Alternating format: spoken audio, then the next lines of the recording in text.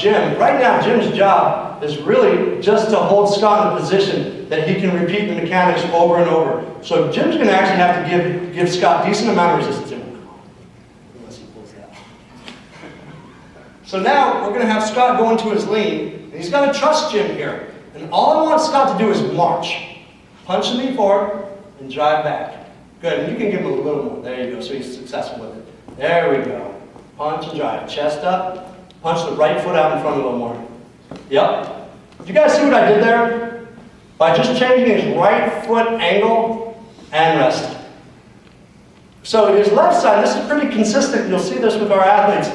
Is he was on the left side, he was giving me good punch action, but on the right side, he was actually shallow on his recovery. And so because of that, he wasn't able to create that angle of torque at the hip. The second I said, get your foot out in front of you a little bit, you got it. And once he did that, he actually started pulling to it with a little bit more consistency, a little more oomph. But first, anybody knows what he did at first? Yeah, he went ipsilateral with his arm swing. That is something, if you see an athlete who does that in their skipping patterns, next progression, when you play my little game of add-on, you'll see the same movement faults pop up. And you as a coach, as a practitioner, have to recognize it, be patient to the motor skill acquisition, that these things take time. Again, I didn't cue him on it. Guess what he did? Figured it out. I didn't have to say anything. He figured it out by 3 or 4 steps. Ready? And we'll do the same thing. Punch drive. Good. Think about driving the arms back, particularly the right one. Abs braced. Good, and rest. So we have two things that can happen when we hit the ground. And I talked about it with the foot and with the hip, but we can either be compliant to the ground, I can hit the ground and hit like a tomato, or I can be resilient like a bouncy ball. I want to be resilient when I hit the ground. And that's why you'll hear me give him a subtle cue of stay braced in the trunk. Because every time he was hitting, I was seeing him buckle. And that means he's not going to get as effective push from the glutes. It means he's going to have more ground contact time. I don't want that. I want optimal. Now, once he's shown me great application of the marks, then we take it into a run. Now, this isn't a run where he's trying to pull Jim down the hallway here, but Jim's going to give him, ironically enough, just a little bit less resistance here.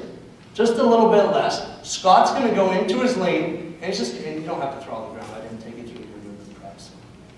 Nice and easy. He's just going to go into a running pattern. Punch the knees higher. More.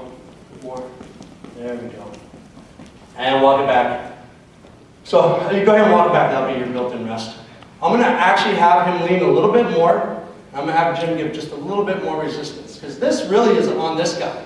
Now, if you're having your athletes resist each other, like, I know a lot of times people are like, my guys aren't going to pay attention to the guy. Yeah, they will, because they're going to have to go next. And so if they want effective work, they're going to do exactly for this guy as they do.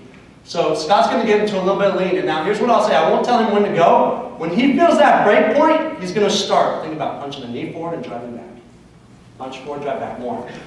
There. Right side. And rest. Good. Now the same thing, that's kind of cool. The same thing we saw in his march he was doing on the run too, where he was wanting to cycle the right leg. And that has huge implications, because the majority of our athletes are highly inefficient on their first step. Most athletes, when they come out of the first step, watch them. This will be the first thing they do. And if we can expedite that time by teaching these drills where they pull through and snap. You get there? Okay. And I can also recall back to the videos. I can maybe put into a Dropbox the videos for you guys as well, so you have them. But once they've shown me this, then I take them into the 3-step bound to sprint.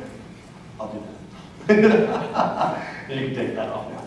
So one more time on the 3-step bound to sprint. We're grouping this punch drive action. It's the same idea. I want it 1, 2, 3, and attack. And again, you don't have to go very far. I go 3 steps into the bound, and that's it.